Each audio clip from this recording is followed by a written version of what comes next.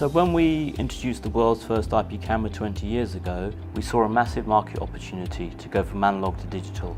And we spent that 20 years going through a process of training and education, helping to convert the market. And now when we look at the audio products, again, it's a very much an analog-centric market. And with our IP speaker and IP horn, we think we can offer something different, innovative, based on open standards, all the things that we're finding our customers are increasingly looking for when deploying network technology. It is very much an IT product. Is IT just limited to audio, or is it, what is it now? I don't think it's not as simple as that. A telephony engineer would tell you, I can do IP cameras as well as I can do IP intercoms. I think security initially has been seen as a bit of a dark art, and IP sort of opening up a bit. And it makes sense, if you're going to put anything on the network, you can do anything. So we initially started with cameras, access control, speakers, and it makes it a lot easier. And it's just convincing people that it is the way forward. So everything we do in terms of our IP speakers, whether it's an IP horn for security or IP speakers, for example, background music or public address announcements, everything is attached directly to the network with an IP address. It's powered over Ethernet. We basically reduce the amount of equipment you need for an audio solution because the device itself is very intelligent, it has its own embedded software, and for example the background speakers, they can support streaming services like Soundtrack Your Brand, which is part of Spotify Your Business, allowing you ability to seamlessly have a playlist across, for example,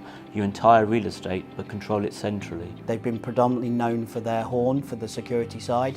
Now this is their move into the retail music and the background music market, and then into public address, which are all akin and all aligned anyway. The commercial market has been predominantly built around 100 volt line or 8 ohm systems, so whether it be at the home, hi-fi, or whether you be a commercial installer and a commercial system, 100 volt line. The change in the market has become because of convergence. We've talked about convergence for the last 5-10 years.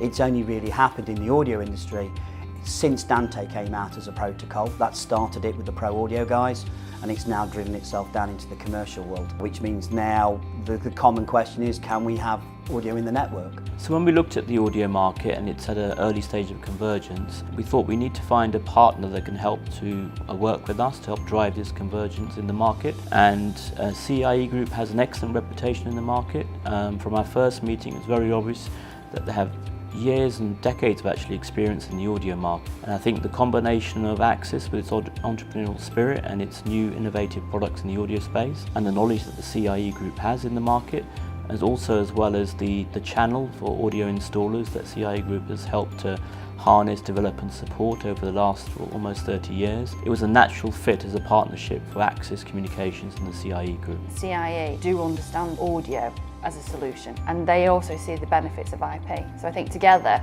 with their knowledge and our expertise in making products, I can see that the partnership's going to work really well. Well, I'd like to think it's 53 years of experience in audio, but I think there's a lot of similarities by the way that we operate, the way that we go to the market, the way that we educate and innovate. It's a very exciting time. You know, it's a new player in the audio market.